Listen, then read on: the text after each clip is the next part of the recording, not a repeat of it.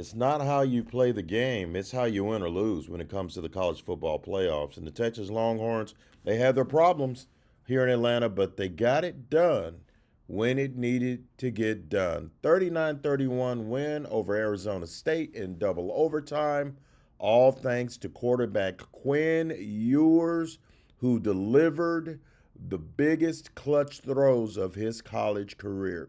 I know you Steve McQueen fans out there might be calling this the great escape. Call it what you want, but this thing isn't about being pretty. It's about getting the win and advancing to the next round. The Longhorns are in the national semifinals where they will play the Ohio State Buckeyes, who absolutely blasted Oregon 41-21 at the Rose Bowl. It's going to be a big time matchup January 10th at Jerry World in Arlington. As for New Year's Day, we got to give Quinn Ewers his props. Facing a 4th and 13 with his team trailing 31-24 in overtime. He was down to his last strike. Quinn audibled at the line of scrimmage, changed his protection to max, and threaded the needle with a perfect post route pass to Matthew Golden, who had 7 catches for a buck 49 and a touchdown. That tied the game after Burt Auburn's extra point. That tied it at 31 all. More on Burt in a second. Back on the field for the second overtime, Quinn Ewers on the very next play hit Gunnar Helm for 25 yards and another touchdown, then found Matthew Golden, no relation to your boy, for the 2-point conversion and a 39-31 lead. Texas defense, which was kind of fatigued after being on the field for much of the second half, did get a stop to seal it with an interception from safety Andrew Makuba. Quinn Ewers threw for 322 and 3 touchdowns, plus he ran for another to give the Horns a 24-8 lead in the fourth quarter. We all in the press box, man, we thought it was over, but somehow they blew the lead. The Sun Devils were not there as a mere escort to the next round. They were there to beat Texas, upset the Longhorns, and get their own history going in Tempe. They were here to win the game. Running back Cam Skattebo is as good as advertised. He was named the Peach Bowl MVP in defeat. He had over 280 yards of offense, 2 rushing touchdowns, and a passing touchdown as well. He even caught a 62-yard pass during that comeback.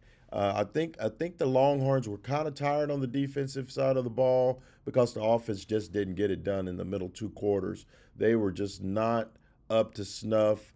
And Quinn Ewers, thankfully for Longhorn Nation, came through with the heroics. Steve Sarkisian called him a G after the game. And who am I to argue with a hip-hop reference from someone who actually grew up in L.A. during the NWA era?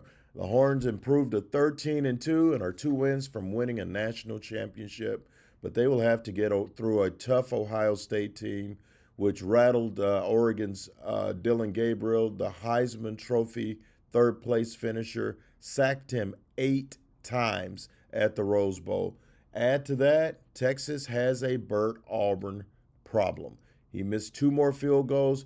This time he missed 2 field goals in the last 2 minutes, including a 38-yarder that would have been a walk-off and a win on the last play of the fourth quarter. Instead, he clanked off the goal post and just forced the overtime. And Texas had to bite down on its lower lip and figure out a way to turn back the upset-minded Sun Devils. This isn't the Burt Auburn that went 29-32 last season with 19 straight makes at one point. This is a jittery, unsure Burt Auburn who has missed 4 field goals in his 2 trips to Atlanta. Will Stone is an option. He is a scholarship kicker. This is business, and if a kicker has a confidence problem, you have to consider other options. You have to consider maybe if Will Stone is a better fit right now as Burt Auburn continues to struggle. These are issues Sarkisian will address in preparation for this upcoming game. The good news is he's not addressing it in the offseason. The Longhorns are still alive and kicking. Survive and advance, baby. Survive and advance is what Texas did in the ATL. 4 quarters away from playing for a national title, and we'll be there to bring it to you, whatever happens in the Metroplex. Be sure to check out our stuff on hookem.com. Danny Davis, David Eckert, Thomas Jones, Caleb Young, and our visual artist, Sarah Diggins, have it all on lock.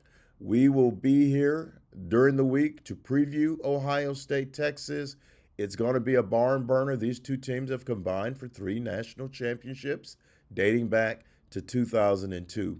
I hope you enjoyed your New Year's celebration. Let's make 2025 a good one.